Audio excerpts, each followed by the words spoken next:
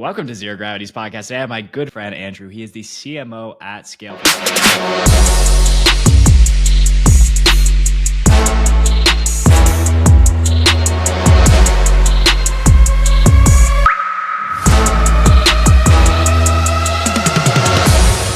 unfamiliar with SKALE. Give us a brief rundown on what it is and why you even joined that team.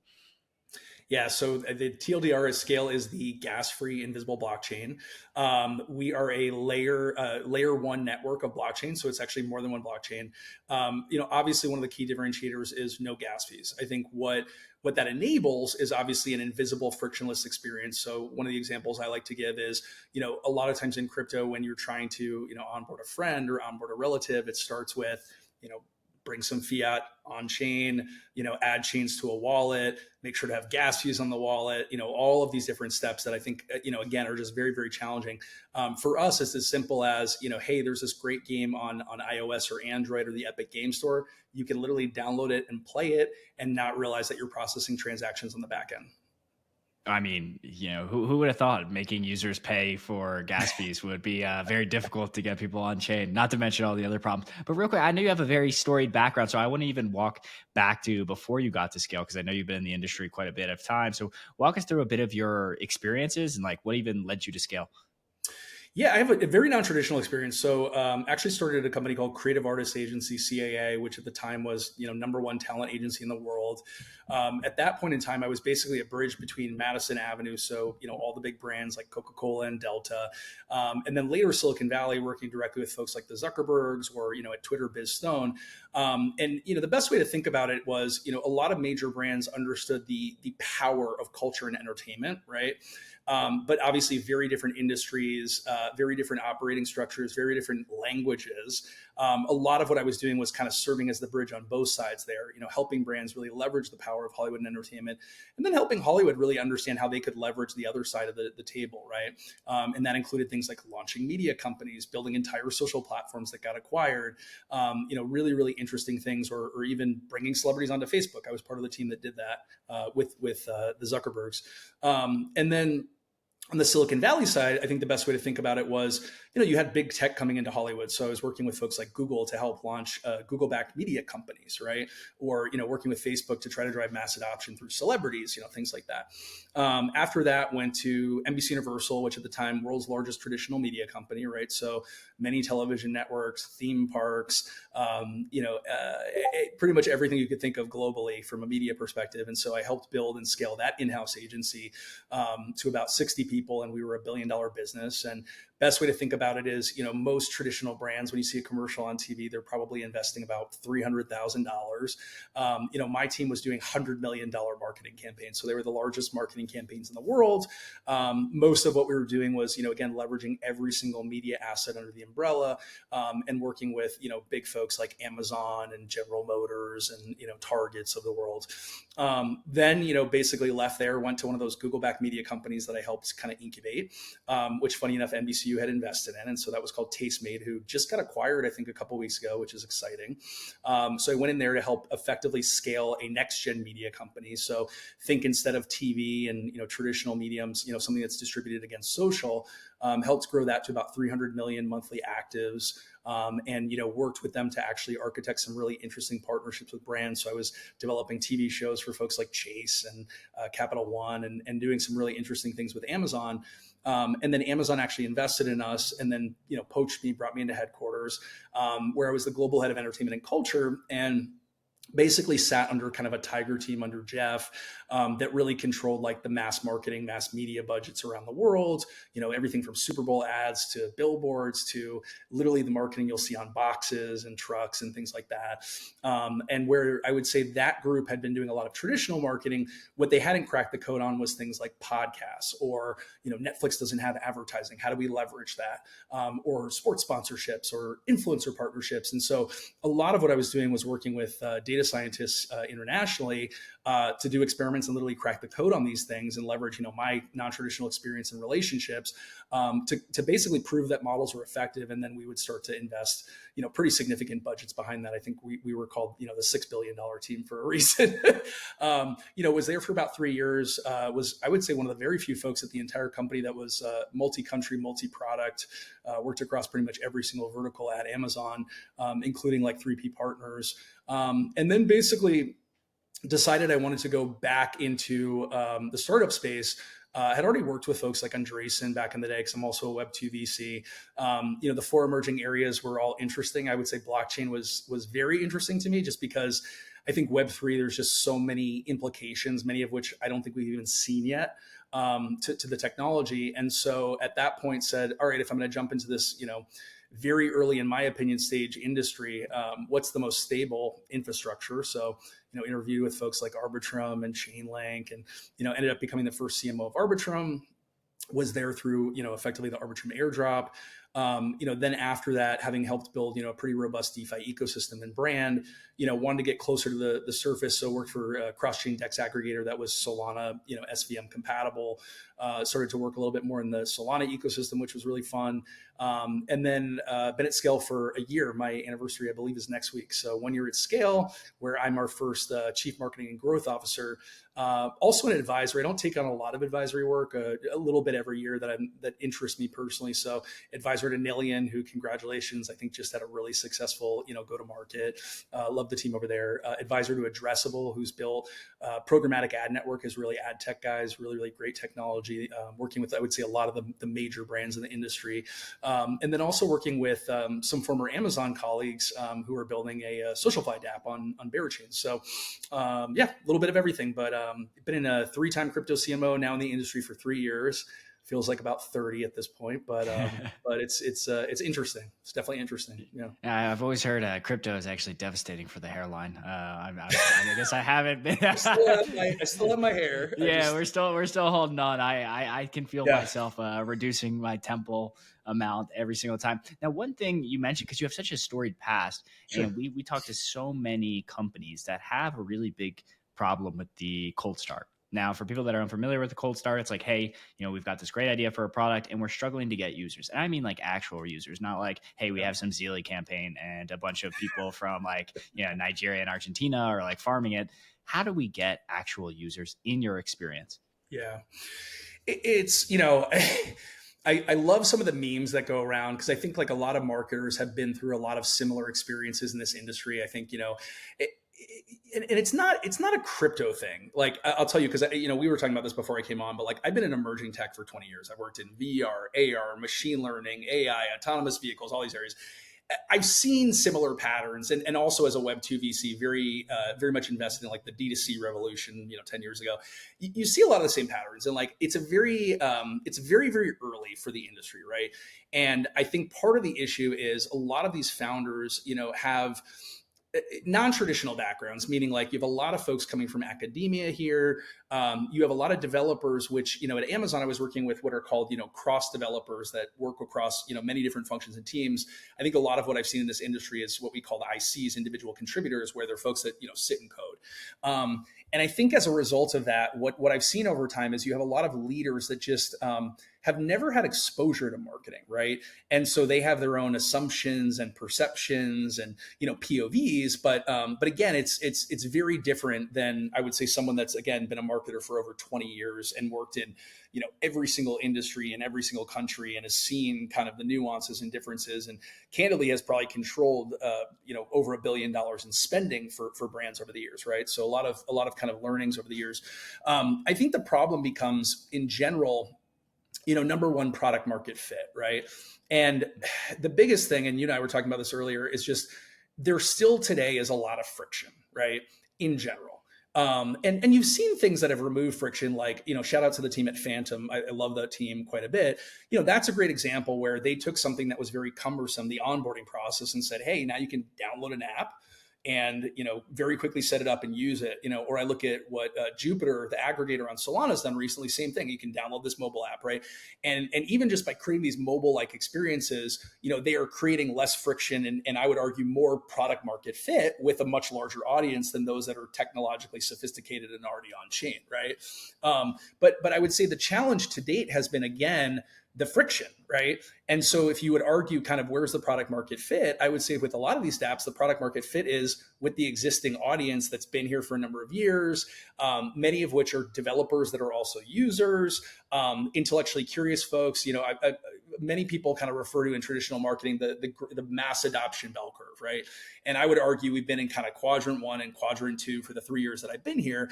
And so I think that's the challenge, is like really where the opportunity is when you start to cross the chasm and you start to bring in some really massive numbers, like even early adopters, but still folks that are a little bit more of laggards compared to like the very, very early adopters, right?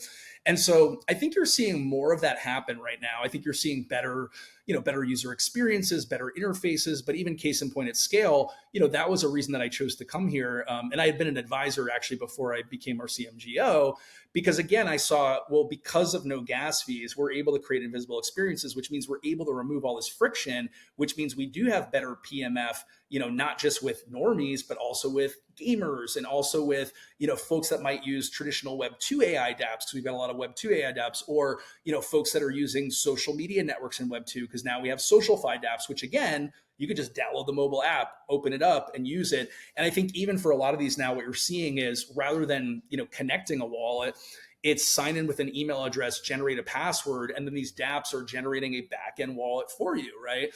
And so I think that's been the challenge to date, is that at the end of the day, for the past 3 years, I would say most dApps have effectively been competing for the exact same mindshare, the exact same users, right?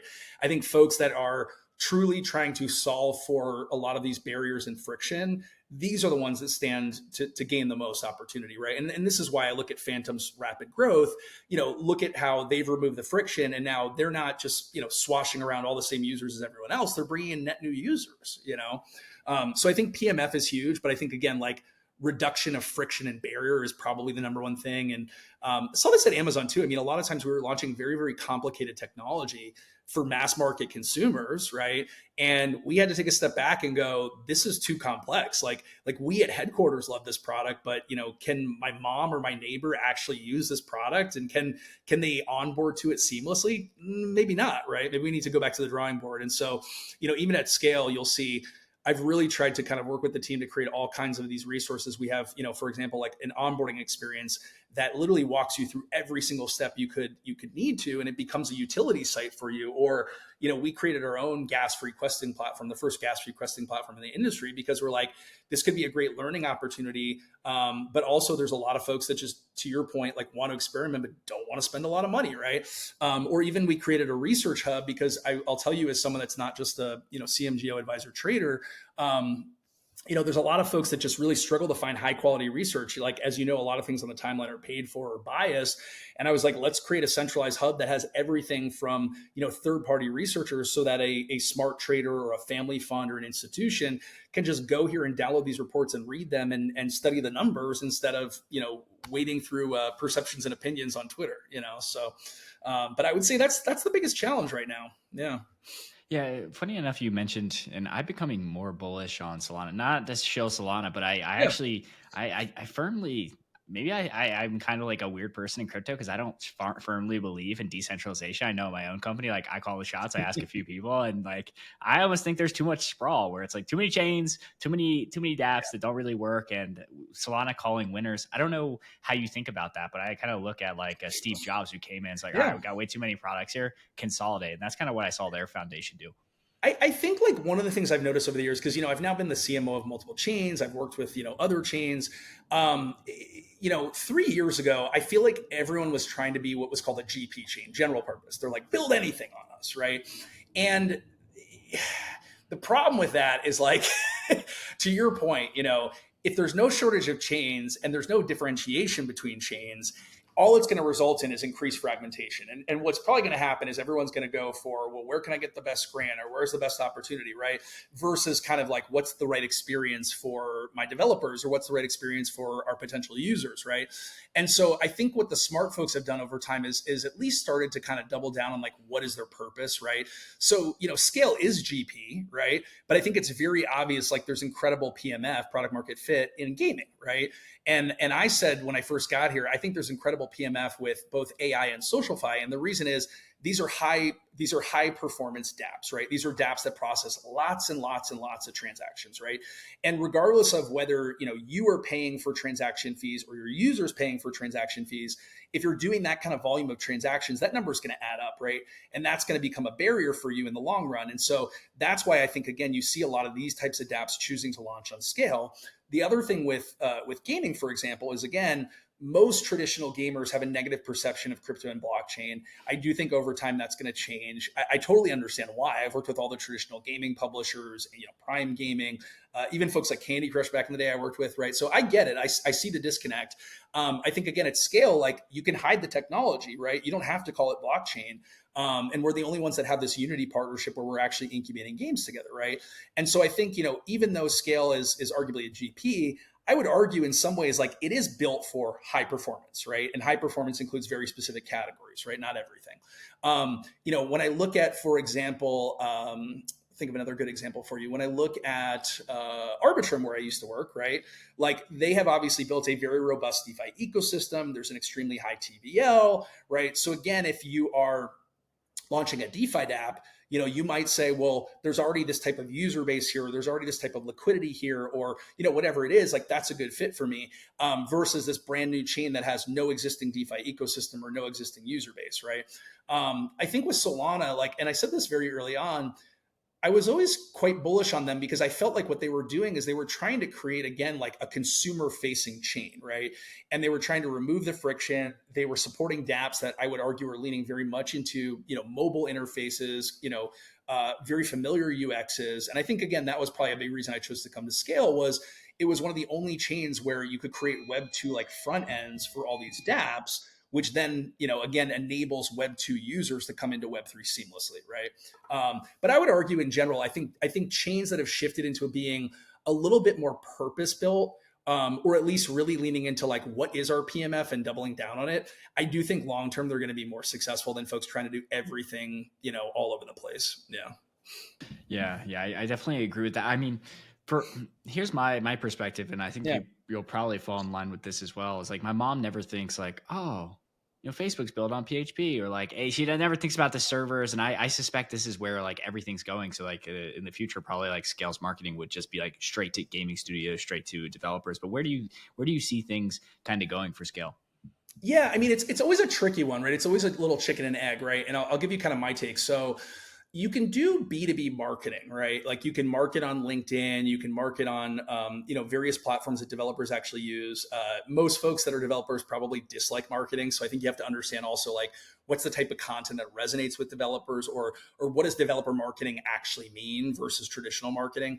But I think at the end of the day, again, like, it's always about awareness first and foremost. Like, whether you're a believer in the marketing funnel or the marketing cycle, and I'll give you this great analogy that I use, like, it always starts with awareness, right? If a developer doesn't know that you exist, you're not going to be in the consideration set, right? They may not have a positive or negative opinion of you, but they don't even know that you exist, right? And the analogy that I always use, and it goes back to like my investment days in direct-to-consumer brands, is it's a fishing analogy, right? And so when brands like Casper came out, they were very, very focused on performance marketing. And the notion of performance marketing is like, every dollar I'm spending is driving very specific actions. We used to call them HVAs, high value actions, right?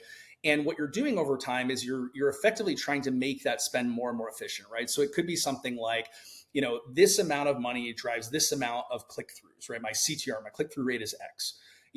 Can I make the same amount of money drive a higher percentage of click-throughs, right? Or, the impressions that I'm getting off of this spend, are this CPM.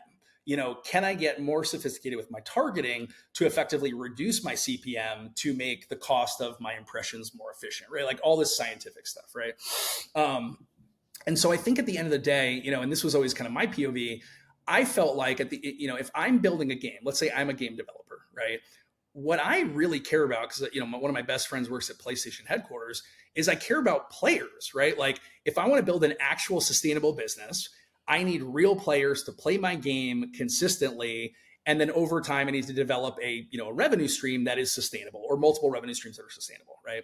And so a lot of what I've been focused on since I got here is user growth, right? And so like last quarter, which I would argue we're still in a bear, our user base grew 400% that quarter alone, right? We had a pretty significant growth last year as well, right? And my argument there is if at the end of the day we continue to drive more and more gamers on Scale, game developers are going to have to pay attention, right? And what I've heard over time from many folks, and I won't fud anyone, is they'll take grants from chains that they think are big gaming chains because, again, perception is oftentimes reality for folks. They'll spend a lot of money on influencers. They'll spend a lot of money on events. People will start to go, yeah, they're a leading gaming chain. And what happens is they take a hefty grant, they use it to finish their game, and then they call me and they're like, no one's playing our game. And I'm like, it's because a lot of the metrics are botted, which is another problem in this industry. Is a lot of followings on Twitter are paid for. A lot of the likes and retweets are paid for. It's not real. It's not organic. A lot of transactions are botted. Like there's all this manipulation, right? And so you're a game dev, you get this big grant, you go on this chain, you have this perception that there's all these gamers on that chain, you launch it, and then no one's playing your game. And then how are you supposed to build a sustainable revenue stream if no one's actually playing it, right? And what happens, and I've heard this over and over again, is they then come over to Scale. Any users that they had on that previous chain come over because they're like, well, I like this game, but now I don't have to pay gas fees and it's faster and there's no lag because we're high throughput, right? No congestion, right? And then all of a sudden, because we have real gamers playing all of these games, we typically rank first in most games with 10,000 consistent users, most games with 50,000 consistent users. All of a sudden, they're able to capitalize on those existing gamers, or because they now have this invisible experience, they can hire influencers on Twitch that play traditional games to play their game and say, hey, go check it out on the Epic store and not even mention blockchain, and all of a sudden acquire gamers, right? So I think, again, it depends on who your target is, but sometimes it's not about marketing to a developer and trying to acquire them directly. Sometimes it's, let me market to users, let me exponentially grow my user base, which I know is extremely important to this developer. And then maybe from there, what I'm going to do is market to developers the size of our user base, or testimonials from gaming devs who have had consistently 10,000 players, because again, word of mouth marketing, especially with developers, is very powerful, right? So if we have all these game devs here that are generating, sustainable revenue streams or significant, recurring players, they're going to tell other devs about that, right? So yeah, it's highlight something kind of depressing is I think I've done over 200 episodes. I've heard maybe like 5 guests, including you, mention revenue as a that's something which is, it's kind of crazy. When you said it, I was like, yeah, of course. Cause I come from like a direct response background, but like almost nobody mentions it. It's, it's really interesting. Like the whole kind of revenue thing. It's interesting. Like as a trader and I would say investor and advisor, I definitely look at it. Right. And I think it's interesting because again, even for the dApps themselves that folks are building on, I mean, you're looking to build a sustainable business, right? Like at the end of the day, your treasury is going to run out. If you've already raised, I think one of the challenges in this industry too is like in the startup world that I come from, it's like you'll do a seed round, Series A, Series B, Series C, Series D. And then a lot of times from there, it's like you're either going to go public or you're going to get acquired, or there's going to be like some sort of M&A event, this exit event. The challenge in this industry is like a lot of folks, they'll raise like a seed round, a Series A, and then they launch a token, which effectively kind of bypasses like the B, C, D round. And then also, I think because there's a token, a lot of times they can't effectively have an IPO and go public. Like it becomes very, very messy, right? And so I think what I've noticed over time is, they'll raise, I would say, a healthy amount of money, even though lately I've been seeing folks raise unhealthy amounts of money. Then they'll launch a token, and then effectively that treasury will become effectively their, Series B through D that they can then operate off of for a long period of time. But what I've noticed is that, sometimes, again, because the industry is very new, like I've analyzed the budgets of many different chains and how they market and where they spend. And I can tell you point blank, like a lot of them are wasting probably 50, 75% of their budget. Like I did an analysis at one point where I was very much convinced that every dollar I was spending at Scale was equivalent to like $10 to $20 of competitors, just based on like, data and competitive analysis and things like that I used to do at Amazon. And I even hired when I was at Arbitrum, I hired a Amazon data scientist that I used to work with, or not at Arbitrum, at my second company. I hired Amazon data scientists that I used to work with. And we did some really interesting deep dives into like TAM and things like that. And a lot of my assumptions were true. Like to your point, like the market is much smaller than people realize. And, the amount of, I would call it, leverage consolidated in this industry is also pretty astonishing.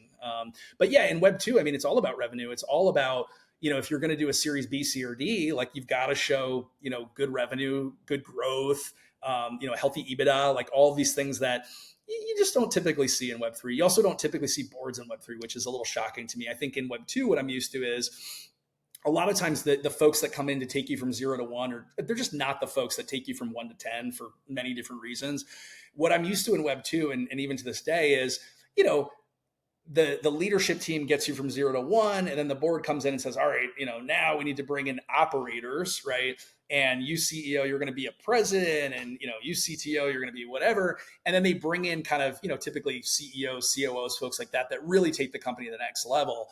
But what I've realized over time in this industry is like, I think Scale is one of the few companies that actually has a board. Like there's very few boards in this industry. And if there is a board, a lot of times it's founders of the companies.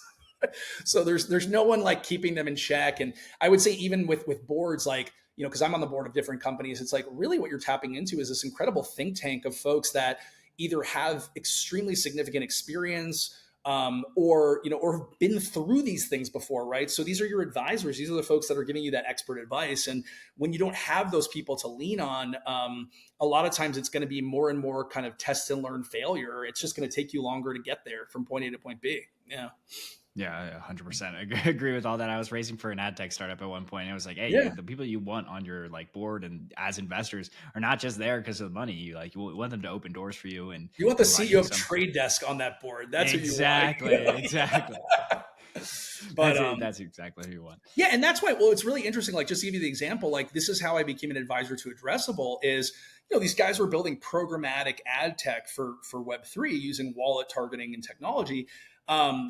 When I first met them, I think they said to me like, you're the first person we've met that understands not just performance marketing, but like paid media in a very minutia way.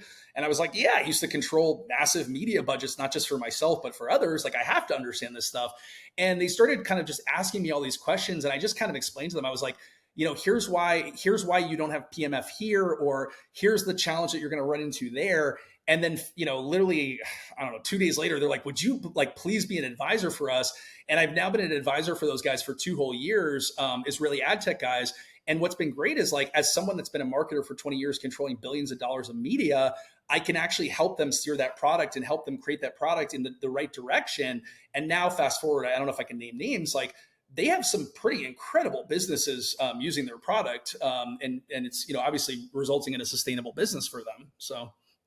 Yeah. A sustainable business, it's not always words you utter in the Web3. So let's talk a little bit, because you talked about going straight to users. So are you marketing like Scale and be like, hey, if I'm a user and I'm looking at the marketing for Scale, what does it look like? And how do I get onboarded on the Scale? Yeah. So it's diversified. And again, I think it depends on, what your goal is, right? So let's take gaming, for example, right? So I've worked with, all the major gaming companies over the years, right? And the best example I can give you is like, when you see a PlayStation ad, like no one cares about PlayStation, they care about the games, right? And so, one example is like we were running ads on YouTube, because again, it starts with, well, where are gamers, right? They're typically going to be on YouTube or they're going to be on Twitch, right? And there's other platforms, but those are like the 2 big ones. And so what we were running on YouTube, for example, was like very similar to traditional gaming ads, right? So it started with, built for gaming, and then it cut to really awesome gameplay of like an FPS. And then it was like built for gamers, and it cut to really awesome gameplay of another, genre of game. And then built different, which is, our tagline, because our technology fundamentally is built different, right? It's a huge differentiator. And then more gameplay, right? And then we created a custom destination link for all of the games that were on Epic, right? Because we knew like people were going to be familiar with Epic, but not with Scale, right? Mm-hmm. And so we ran that, and I think we got like 25 million views against the ad. And really what it was doing was driving people to Epic to ideally download those games and play them. And so we saw a pretty nice uptick in players of those games, right? And it really just depends. But I would say in general, I mean, you're going to have a pretty significant marketing mix, right? So in traditional marketing, like going back to my Amazon days, I mean, you're going to advertise on TV, out of home, digital, CTV, connected TV for anyone that doesn't know what that is, SVOD, subscription, video on demand. You're probably doing experiential marketing, event marketing. You might be doing sponsorships. You might be doing influencers, and I would argue in crypto, you're still doing a lot of those different tactics. I would say, TV probably less so because of, limitations and cost barriers and all of that. Podcasts, another one. But I would say in general, like where crypto gets very complicated is you have a much more robust mix, right? Because you're doing those types of things, but then you might be doing things that are actually on chain, right? You might be running an on-chain campaign, or you might be running an incentive campaign, or you might be running a co-marketing campaign that's leveraging dual technologies, right? And so, what I always joke about is a lot of times you're thinking about, again, like, what's your goal on this campaign, or what's your goal as a whole? And then who's the target, right? And so I always say, for example, the native channels are Twitter, Discord, and Telegram, right? And the normie channels are YouTube and Twitch and Instagram and LinkedIn, right? And all those different things. And I think what it boils down to is, who are you targeting, right? And so case in point, if I want to do a campaign that's targeting developers, of SocialFi technology, I might make a video again that highlights these SocialFi, dApps on us, highlights their user growth, highlights their, the benefits that they've had by building on Scale. And then I might run ads on LinkedIn, hyper targeted towards developers that have SocialFi in their bio, or that have key companies in their bio, or things like that. So I would say in general, like what it really boils down to is it tends to be much more fragmented and much more targeted, right? So like at a place like Amazon, you're marketing to the entire country, right? Versus like when I worked with let's call it Nestle Pet Care, like Purina, you're targeting to American pet owners, right? And then you may have sub-segmentations where you're like, I'm targeting to millennial pet owners over here, and I'm targeting to retiree pet owners over here. And they're, very different incomes, very different, things that drive their purchasing behavior, all of that.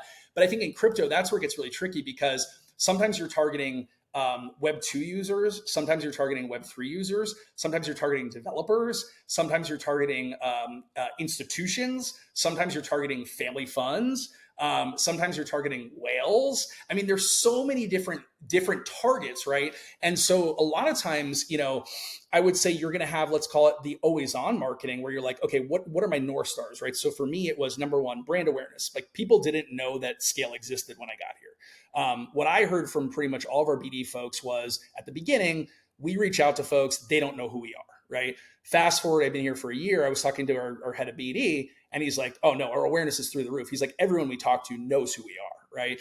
And then a level beyond that becomes, perception building, right? Can I build positive perceptions, or at least can I help people understand value propositions or differentiation? Like, so can I get all those people that know we exist to at least know we're gas free, right?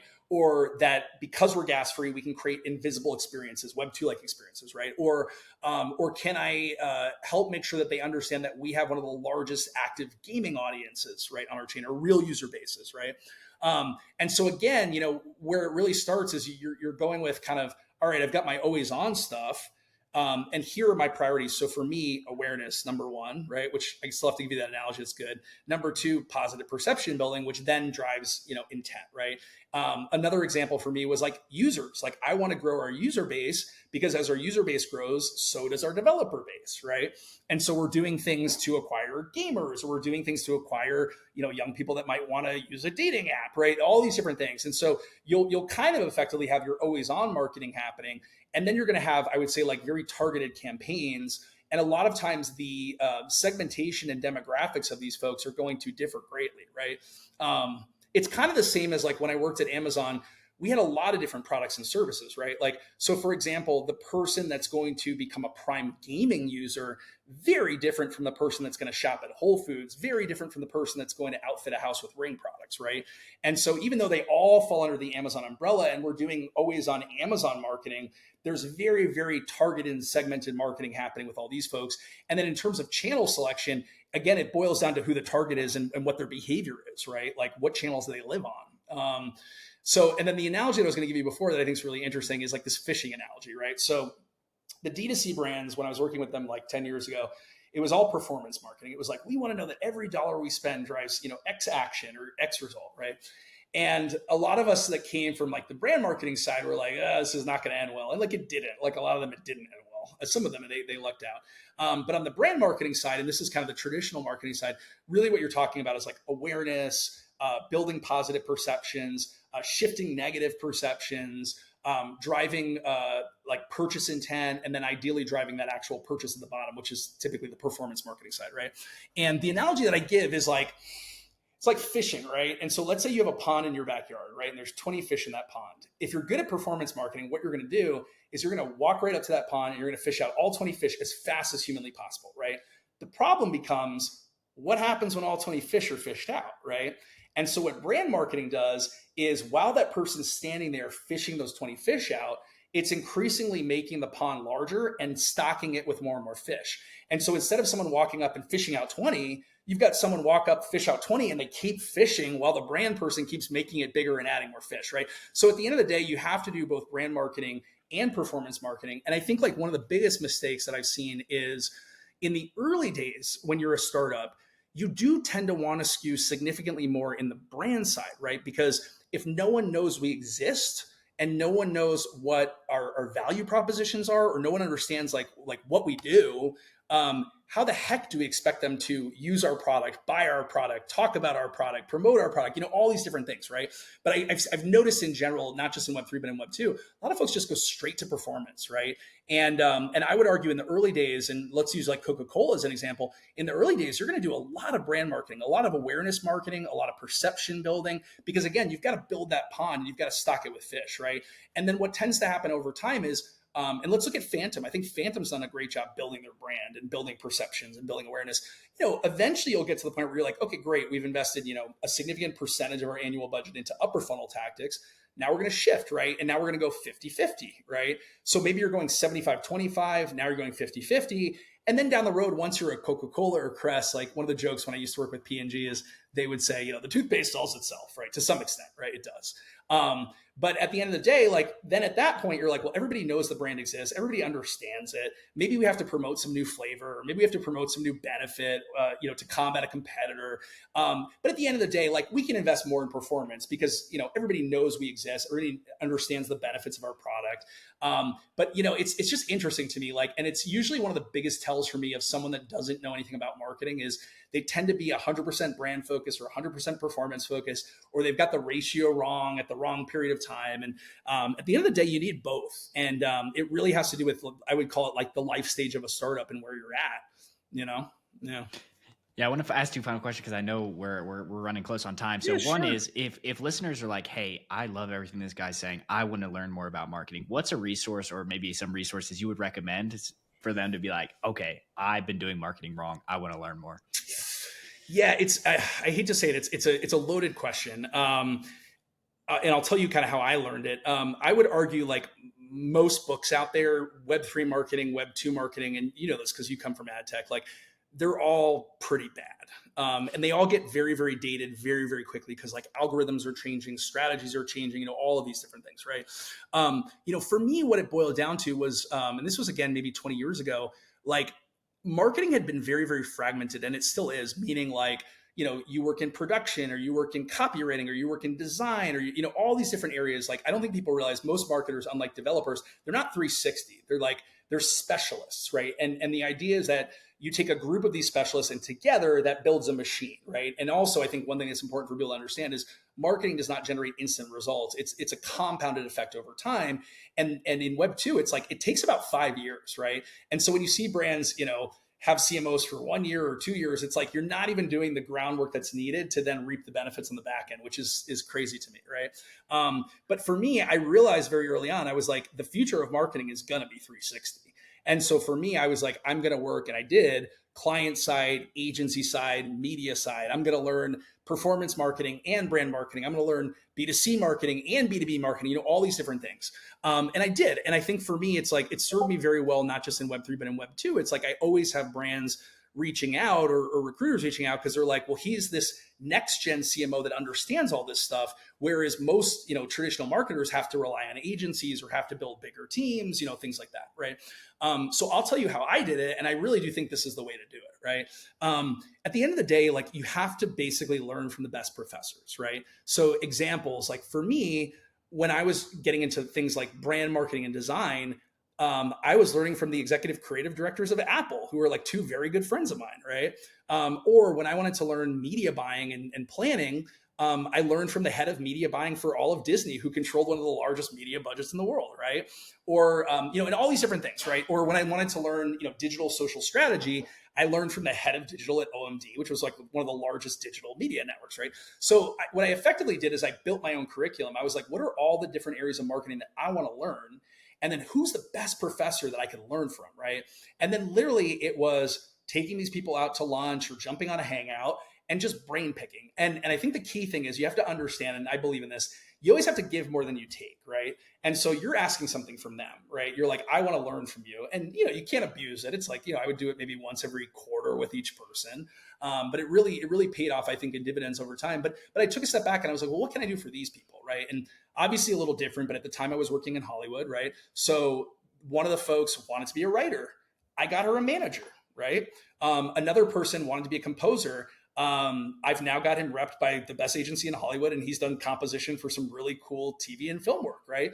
And so, it started with who are the people that I can benefit from? Let me build a personal relationship with them first. Let me understand what would be beneficial for them. Let me go generate that for them. And then let me ask for this in return. And even to this day, all of these people have remained very good friends. And as they've evolved, I've evolved with them because I still reach out to them and ask them, hey, what are the biggest changes that you're seeing in this side of media in the last 12 months? Or, hey, I noticed Meta launched these 6 new products. Like, which of them are actually effective, right? And they've already spent, $100 million testing it.